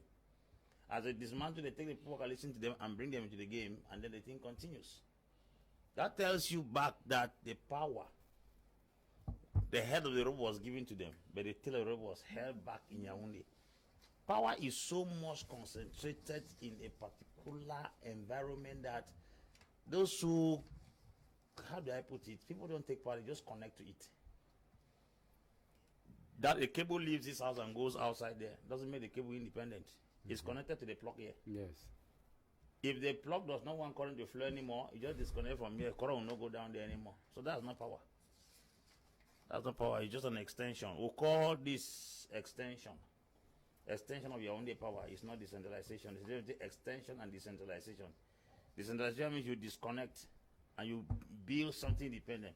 Extension means you just take and push further. Because Apostle, you know that there will be time that when this program, this particular people elected will put into practice. There will be time that let me say something, Mr. Leonard. There will be time that they will need they will need a report of what they are doing in their different regions. And you know the person who will give the report at the level of the councillors, senior divisional officer will give the report. At the level of the regional delegate. No, we are talking about regional councils. Senior divisional officer is for municipal councils, but it's a governor. I was just talking about report. What they are doing in the field in these regions, they will need to have report of what they are doing. Who will give the report? We have state representatives in these regions. Okay. When we look at now the coming into place of the regional presidents, and we have seen his powers, don't we think that he may taste power and then there's going to be a real power tussle because he will call himself the president of the regional council, and I should not be just treated toasted left, right, center by whosoever. Are we not also already foreseeing a possibility of a serious power tussle, because almost everybody wants to show that I am the person in charge? Yeah, Mr. Liu, I think that it's still another office that has been created whose mission is still somehow like unknown, because no, the mission is there. It's just that we don't have time for me to read. Yeah, Mr. Liu, when I talk about unknown, this is what I want to say. Everything begins from the base. That's the normal councils to the regions. Now, what is actually the office? Because a regional president will be synonymous to a governor. Yes, sir. It means at the end of the day, everything, because a governor pilots all the affairs of the region. It means that the regional president will be piloting all the affairs of the different councils within that region. What is new? There's nothing new. It's just like creating so many offices, giving people so many caps, and wasting the taxpayers' money. It's an upgrade of the respective municipal councils? No, of course, because the regional president automatically becomes a boss. There's another thing too that comes to play, Mr. Liu. Let's not forget about it. Now, we have left, Mr. Liu, we have left from... Their ministry is a minister of decentralization. Yes, Apostle, there's another issue now. We also have the city mayors. Now, how different will the city mayor be from the regional president of councils? Are they not? No, the regional president is for the region, for the entire region. And the city mayor? The city mayor is... Take the case of the Southwest. We have a city mayor in Kumba.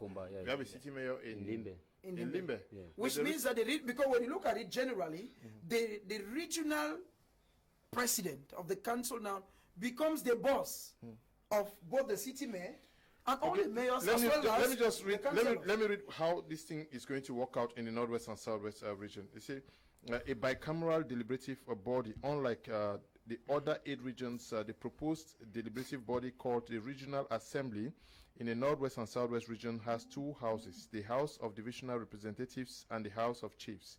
The House of Chiefs hinges on that provided for in Article 9 of the law number 61 of 26 October 1961 in the Constitution of the Federated West Cameroon State. But I wonder whether the powers in the Constitution of the Federated West Cameroon State is what they have today, going by what we have seen here. It says a collegial executive body, the Executive Council. The executive body does not boil down to the president of the regional council alone, as it happens in the other 8 regions. It reflects the model of the executive in force in countries that follow the British parliamentary tradition. It is a true executive council comprising 1 president, 1 vice president, 1 commissioner in charge of economic development, 1 commissioner in charge of health and social development, 1 commissioner in charge of educational, sports and cultural development, 2 state secretaries, and 1 questor. Okay, the collegial executive is under the control of the deliberative body, which is in particular endowed with the impeachment procedure. 3 specialized commissioners, while the regional administration, under the leadership of the president of the regional council, is responsible for the daily monitoring of matters on the powers devolved.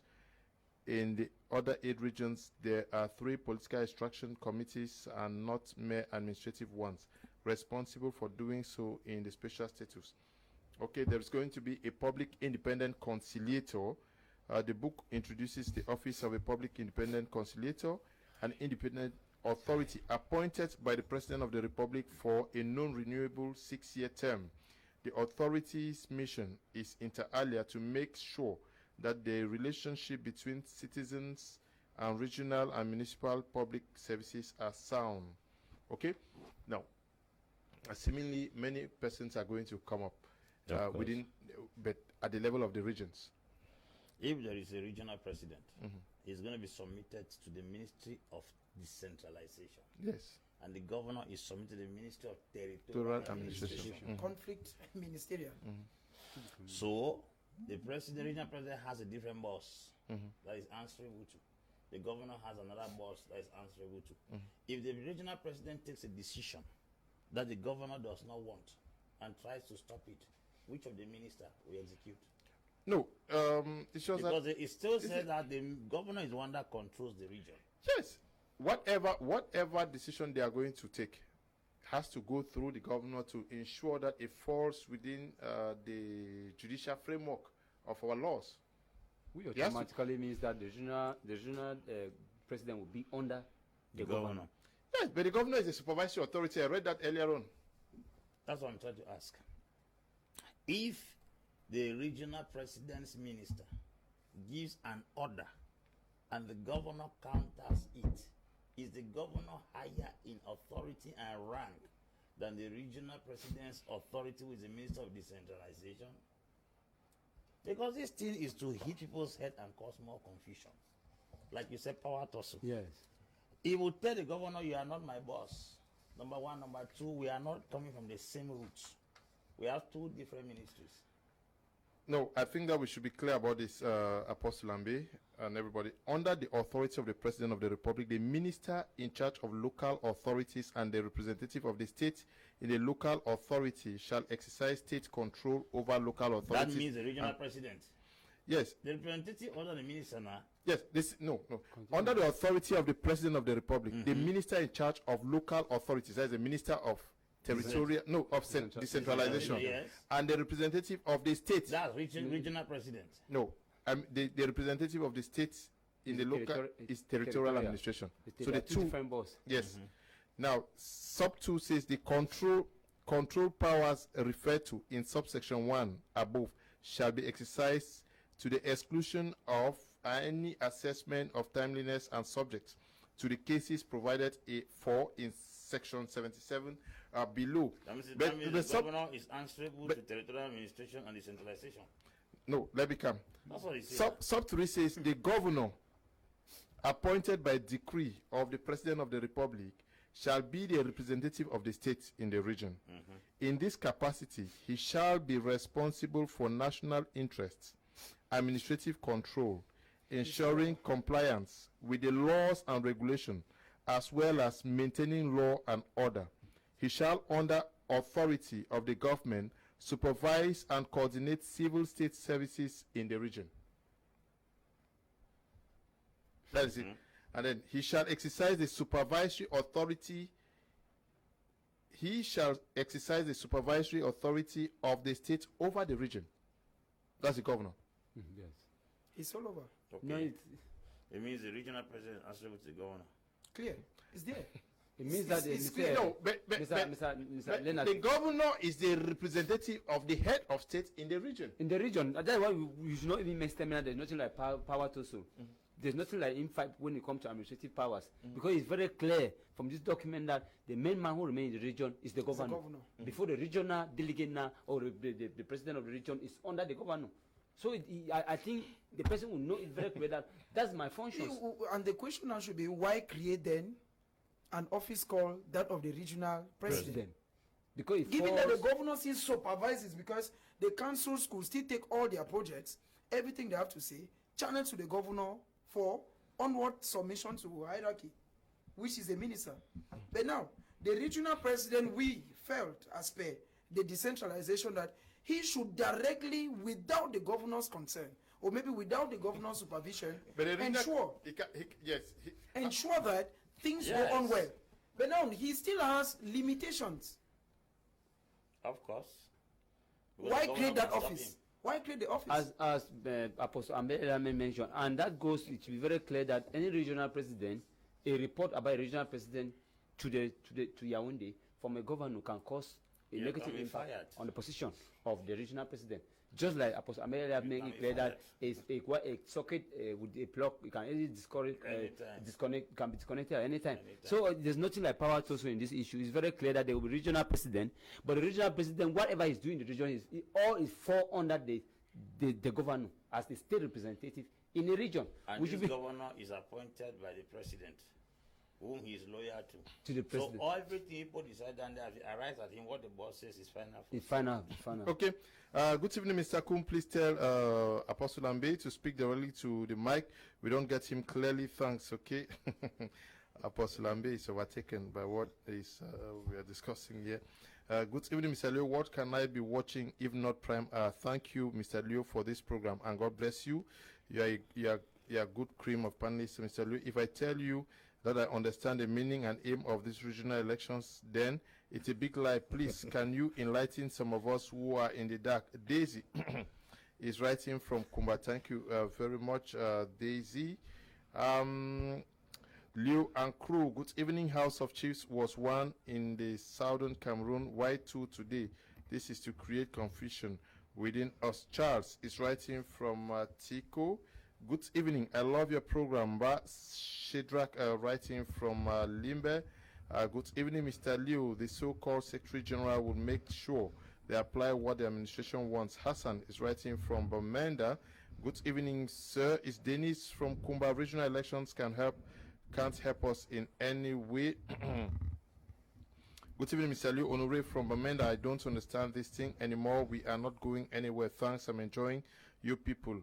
Okay, Honore from Bamenda, good evening to you. Good evening, Mr. Kum.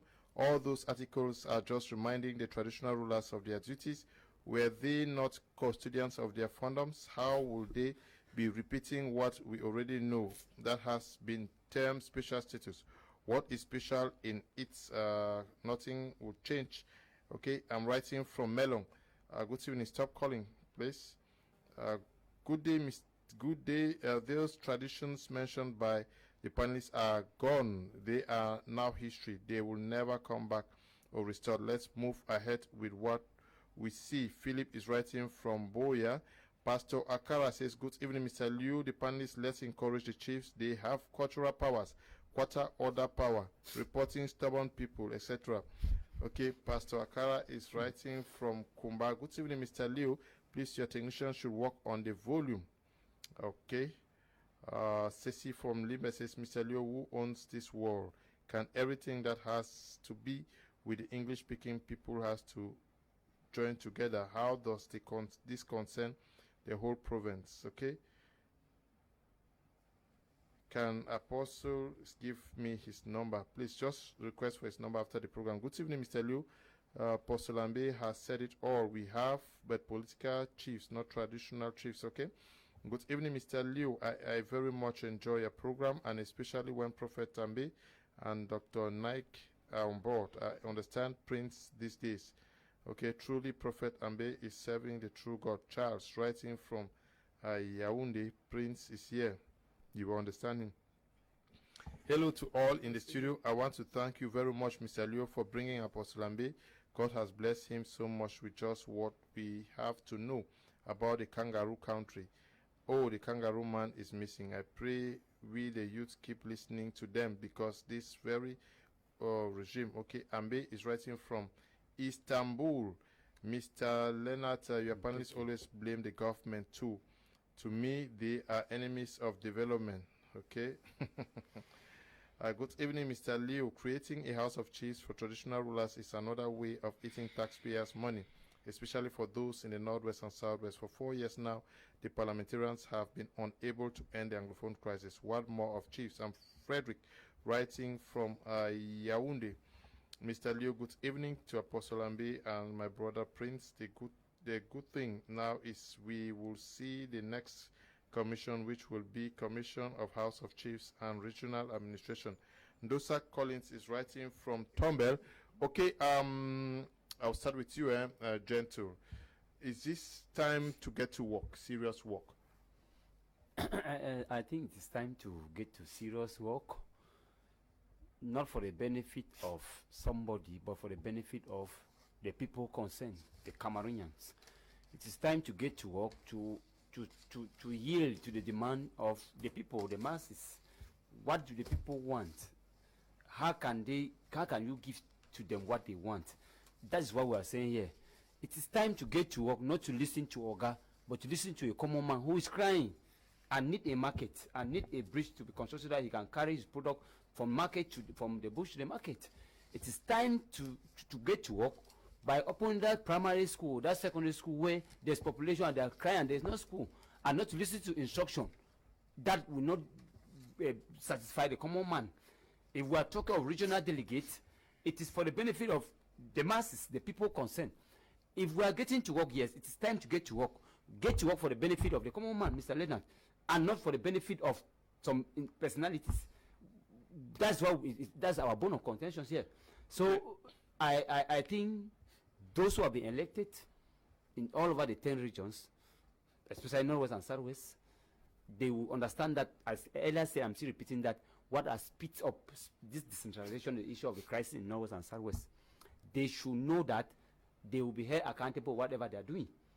And they should get to work for the benefit of the people. And they should know that people are crying that the killing in North and South to come to an end. We have seen even during the election, there were cases where somebody was killed somewhere. So we are crying that they should get to work for the benefit of a common man. Okay. That's that. Special greetings to you, Ngong Waters Koi, who should be watching us from somewhere around Boya. Now, we have to get to work. The Anglophone crisis is still on, and the people are expecting so much from these regional councils. Time to double efforts and to look beyond party lines. Is it possible? To an extent, it will be impossible. It will be impossible because the same persons who have been voted at the regional level came from what they'll call the past investiture. They still came in through the same political way, and a majority will be working based on the political discipline of their party. It means that they are still going to work based on what hierarchy says. And hierarchy here will mean from divisional presidents right up to maybe the chairman of the political party. But I think that the president of the country said that a special status will be accorded to the Northwest and Southwest, and even the decentralization we are talking about today is part and parcel of a way of solving the Anglophone crisis. The regional team is already there. What can we say? But wish them the best and ensure that they should maybe make a difference, even though already without them in the office, we are already seen some kind of where they have limitations, because after everything, there is still a boss who must supervise, which means that they may want to, at times you may have the willingness and the zeal to do something, but somebody who is ahead of you limits what you want to do. It means that at the end of the day, the regional councillors may still have these limitations because of the presence of the divisional officers and the governors. Okay, good evening, Mr. Liu. I'm Hene writing from Bangem. I don't see any need for the regional council, as I don't understand their functions or duties. So why can the government not use the money that they have to use for the regional council be used to create jobs for the youths? Good evening to you. This one says, divide and rule is the name of the game. Nothing has changed. The House of Chiefs was just one. Why two? Manel Kim is writing from Bamenda. Good evening, Mr. Liu. Why is the regime in place not serious? What is regional elections all about? This is total distraction.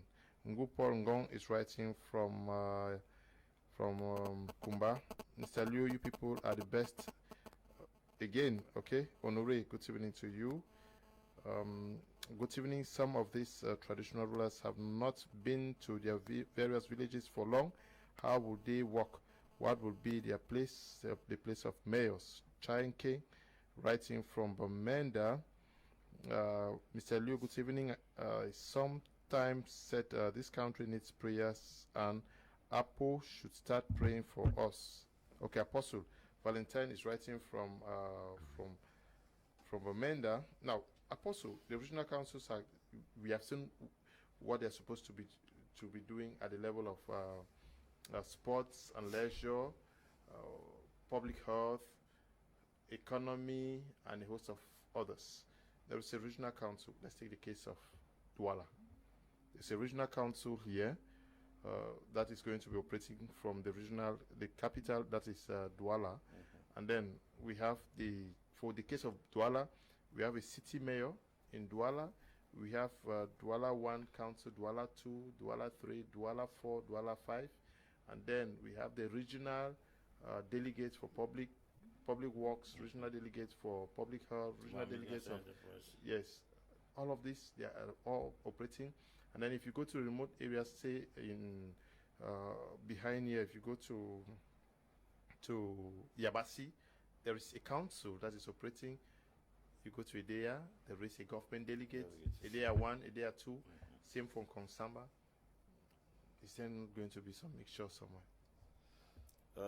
Mr. Leo, if parliamentarians that are being given grants cannot grade roads to their constituencies, no, it's micro, it's minimal now, the amount. Is it councillors who have the sessions that they earn 200,000 for each session, they can have it 4 times a year, that will be able to do something substantial for their communities? Anyway, the Englishman say, bird in the hand, what two in the bush. Let's appreciate the head of state for the law states that 15% of the budget is supposed to go to the regions of the national budget. 50% of the national budget go to those regions, right? Under what auspices? Because almost all these ministries we are talking about, they are represented in those regions, and the budget that comes from those regions also goes down to the councils, the ministries and the councils. So I don't see anything new there. I just said they have increased employment in Cameroon. That's a nutshell, putting the whole regional council election in one sentence: expansion of ministries and elections. Okay, so you have the impression that is jobs created. The Senate, the Constitutional Council, the regional councils may not meet the aspirations of that they have just created new jobs. But some people benefit now. That's what I'm telling you. Normally, when jobs are created, Prince's uncle has gotten a job. Well, now I'm asking that yes. If the Senate, that happens to be a more powerful body, has not done anything since it was established, The Constitutional Council were praying and fasting, they will come and regularize elections. But when it came, we have a non-funded, irreservable. Non-funded, irreservable. Now, do you think that this regional councillors will do Okay, something? this I would advise anybody who has time to take up the opportunity to look for the law, the general code of the regional and local authorities. It is very important we read it so that we understand. Yes, because there are many things.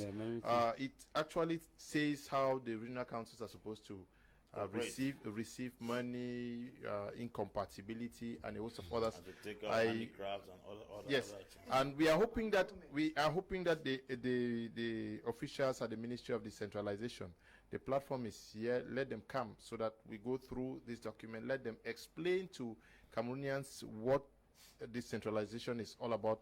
I've had opportunity to talk to them already, inviting them. I hope they're going to come here so that people understand what decentralization is all about, what the regional elections was all about, what the special status is all about. We need to educate ourselves. And tomorrow, please don't miss the program, because tomorrow we are going to be looking at the fact that some men of God are keeping multiple girlfriends out there. So some men of God are going to be here today. Yes, some men of God are keeping multiple girlfriends. I've received concubines. Yes, I've received many messages from some girls who have suffered from some of the men of God, or there are men of God who are even married to 2-3 wives without their wives knowing. That is going to, that's going to be the focus for tomorrow's program. We are going to discuss about them. We want to say we are grateful to you, Apostle Lambe, for coming. Thank you, Mr. Leo. Thank you, Cameroonians. It's always a joy and a privilege to be here to contribute. God bless you. Will you be there to talk about what some of you guys are doing? You know my program. I only stole time to be here. Thanks very much, Mr. Moderator. And we seek all that all this decentralization in Cameroon today, we are looking per the Anglophone crisis. So those who have been elected to do something, traditional rulers, regional delegate, or whatever, to do something to satisfy the people of North and South and put an end to the killing. Okay. So we should link it to Anglophone crisis. Okay, thank you for coming.